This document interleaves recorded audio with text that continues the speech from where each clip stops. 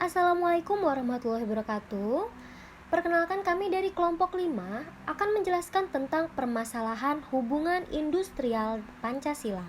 Adapun anggota dari kelompok 5 ada Christopher Eka Trasta dengan NPM 1875409, Nabila Salwa Azma 1875424, Riki Muhammad 1875425, Siwi Kusumaning Tias dengan NPM 1875426, Suci Fadilah 1875427, dan yang terakhir yaitu Wayan Reksi dengan NPM 1875428. Baik, di sini kami dari kelompok 5 akan menjelaskan tentang permasalahan dari hubungan industrial dari Pancasila.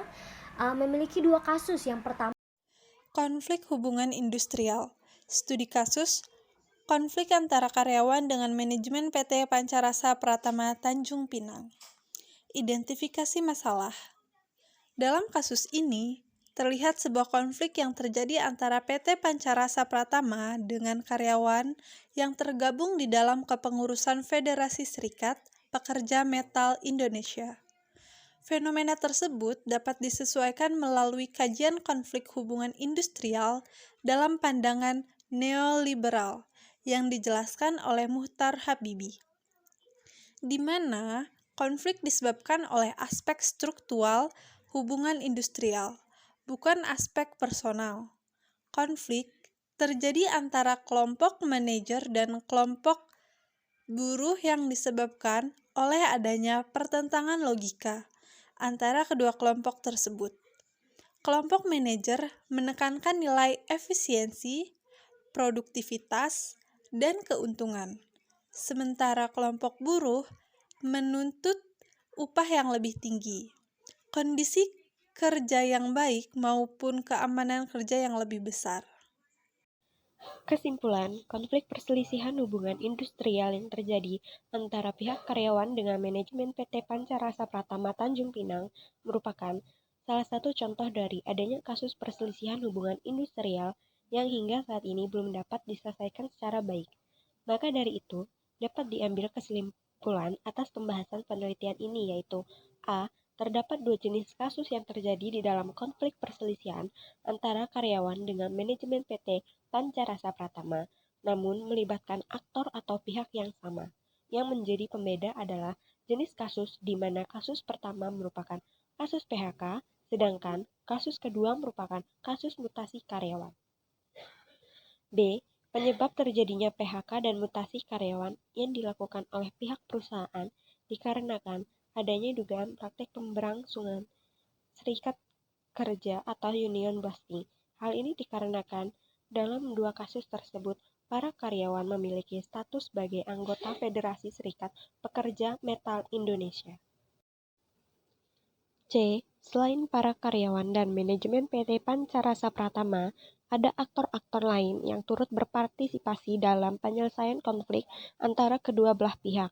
Federasi Serikat Pekerja Metal Indonesia berperan dalam membantu menyelesaikan permasalahan anggotanya dengan berpartisipasi dalam perundingan bipartit, mediasi, dan sidang pengadilan hubungan industrial. D. Alasan mengapa konflik tidak bisa diselesaikan di luar sidang pengadilan adalah karena pihak manajemen PT Pancarasa Pratama merasa benar dengan keputusan perusahaan bahwa para karyawan telah melanggar aturan perusahaan. Selanjutnya yaitu ada solusi dari kelompok kami mengenai kasus yang pertama. Solusi yang pertama, agar sektor pemerintahan khususnya Dinas Tenaga Kerja dan Pengadilan Hubungan Industrial tetap efektif di dalam menjalankan tugasnya, yaitu turut berkontribusi di dalam menyelesaikan konflik ataupun perselisihan hubungan industrial. Yang kedua, agar pihak mediator mampu dalam menyediakan atau menciptakan saran-saran yang efektif di dalam penyelesaian perselisihan di perundingan mediasi. Yang ketiga, pihak pemerintah khususnya Dinas Tenaga Kerja mampu mengidentifikasikan atau melacak adanya kasus perselisihan hubungan industrial lebih baik di kota Tanjung Pinang. untuk meminimalisir terjadinya kasus-kasus tersebut di masa depan. Yang keempat, sektor hubungan industrial khususnya pihak buruh dan pihak perusahaan saling mampu dalam menciptakan sebuah hubungan yang baik dan komunikasi yang jelas sehingga dapat mencegah timbulnya perselisihan. Yang terakhir, info dari media massa khususnya di wilayah Kota Tanjung Pinang mampu dalam memberikan informasi yang akurat dan lengkap terkait kasus perselisihan hubungan industrial. Setelah itu ada kasus kedua, yaitu tentang manajemen konflik dalam penyelesaian permasalahan hubungan industrial. Dalam kurung, studi dalam bidang hubungan industrial Dinas Tenaga Kerja Kabupaten Pasuruan. Untuk identifikasi masalah kasus 2, permasalahan konflik dalam hubungan industrial di Kabupaten Pasuruan terjadi karena ketidaksesuaian hak, ketidaksesuaian kepentingan, PHK, dan ketidaksesuaian antar serikat pekerja atau buruh dalam suatu perusahaan. Ketidaksesuaian hak terjadi saat perusahaan tidak mampu membayar pekerja sesuai dengan UMK yang berlaku dikarenakan UMK tersebut terlalu besar, sehingga upah yang didapatkan pekerja atau buruh tidak semestinya.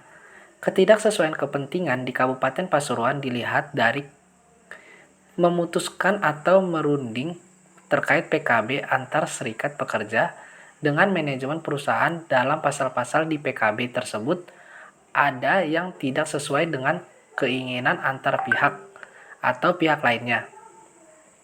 PHK bisa terjadi karena pekerja atau buruh tersebut melakukan kesalahan berulang kali atau melakukan kesalahan yang besar yang melanggar peraturan perusahaan.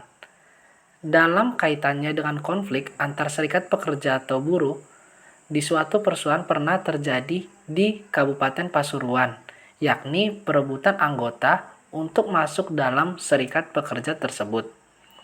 Hal ini sesuai dengan yang disebutkan dalam pasal 2 Undang-Undang Nomor 2 Tahun 2004 bahwa jenis-jenis perselisihan hubungan industrial meliputi 4 macam, yakni ketidaksesuaian hak, ketidaksesuaian kepentingan, PHK, dan ketidaksesuaian antar serikat pekerja dalam suatu perusahaan.